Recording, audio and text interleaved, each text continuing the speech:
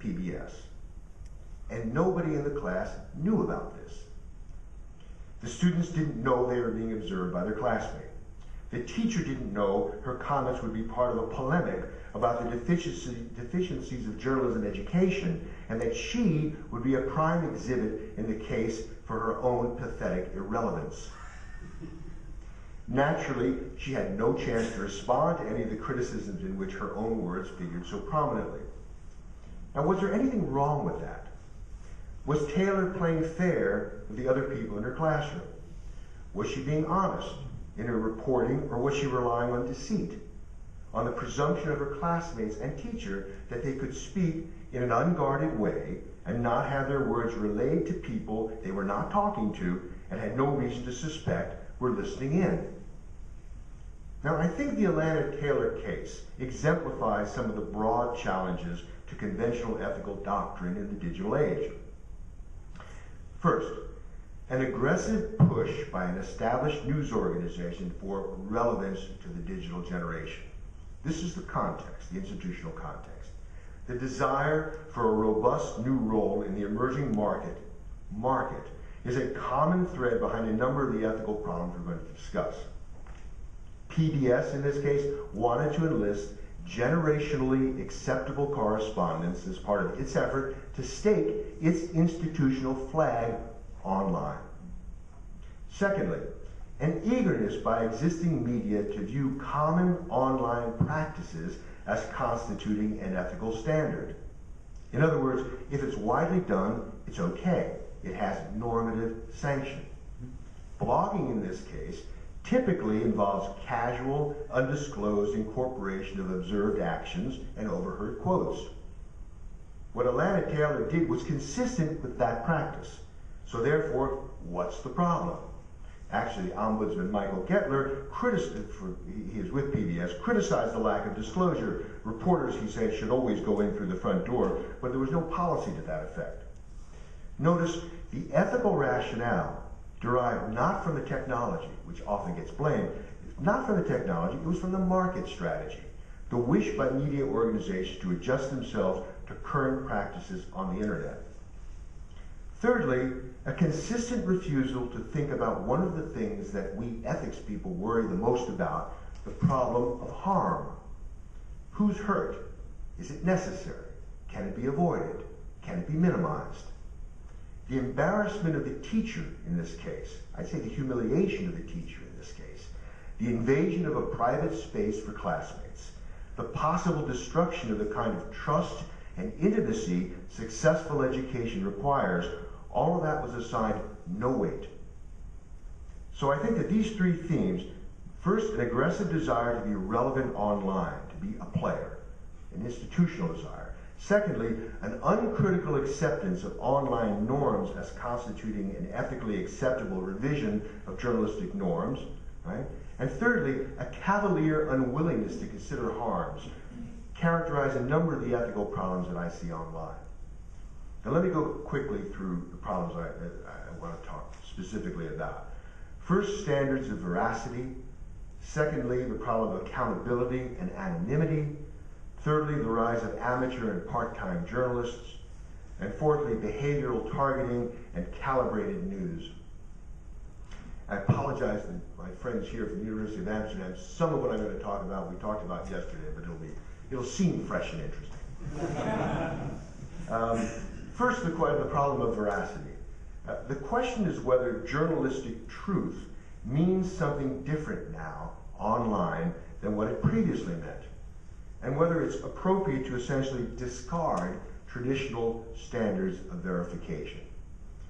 Now, in October 2008, CNN has a website, CNN Cable News Network, an important, used to be the most important cable news operation in America. Anyway, it has a website called ireport.com. Get it? ireport.com.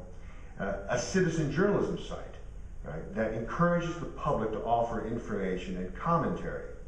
It ran a posting from someone called John T.W., right, reporting that Steve Jobs, the chief executive of the technology giant Apple Inc., had suffered, quote, a major heart attack. It wasn't true. The stock market was already jittery, as some of us have noticed. Apple's share price dropped to its lowest point in a year and a half during the 12 minutes it took for another blogger to phone Apple, find out that Jobs was fine, and quash the report. Now, why was CNN, now if you could do the math on this, you find out that somebody who knew this report was going out there could have benefited from this by appropriately buying and selling Apple shares, and actually could have made quite a bit of money. But the question that I'm concerned with is, why was CNN, a powerful and respected news organization, letting anybody on an affiliated website publish information that did not meet its most elemental standards of veracity? Similarly, last year, a New York Times tech writer raised concerns about instances when online technology news sites, notably a site called TechCrunch, had passed along rumors that they either hadn't checked out or actually disbelieved. They posted things they believed were false. Now, what was illuminating here was the counterattack to these criticisms from web news fans.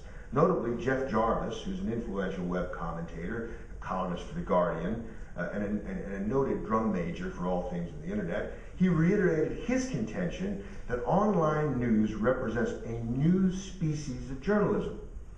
It's both more widely participatory and more, frankly, tentative.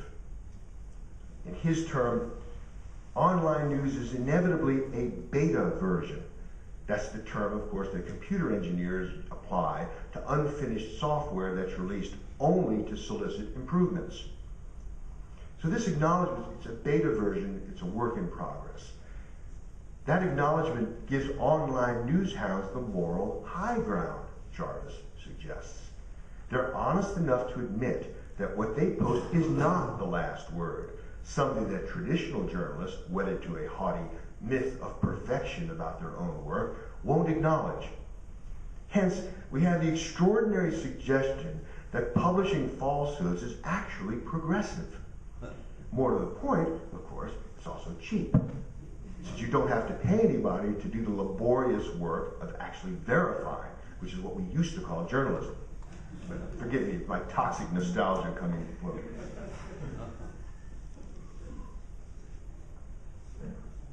As for the harms, the unstated premise here is that falsity is wiped out by the truth, and any damage that's done is undone. Wounds are healed once the corrected version is run. I think this is almost completely wrong. Corrections never catch up with errors. Oftentimes they aren't believed. Errors have a half-life of forever. Most people figure if there's smoke, there's fire. Once slimed, always slimy.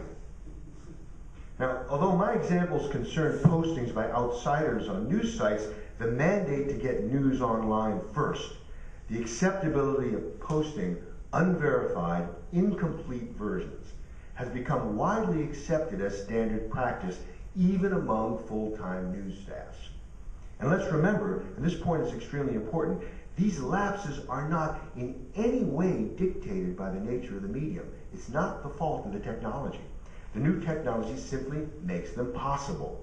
What makes them industry practice are deliberate, totally discretionary policy decisions. The race is on for online supremacy, and it's being fought on the familiar terrain of getting the story first. Now, I don't know why, when readers again and again insist that they want news sources that have credibility, which they can believe and trust. But regardless, we see a feverish emphasis on breaking news updated frantically and frequently throughout the day. Reporters come back from a news event, file immediately for the website, provide new versions before filing a version for the print editions, and possibly write scripts for the affiliated radio program and do a stand-up for the affiliated television feed. Now, this obviously degrades the journalist's working environment, but it also leads to ask, what standards govern this work? When is a story complete enough, true enough to publish? And if the answer is that the internet allows work to be corrected later, are we now in the business of publishing before we edit?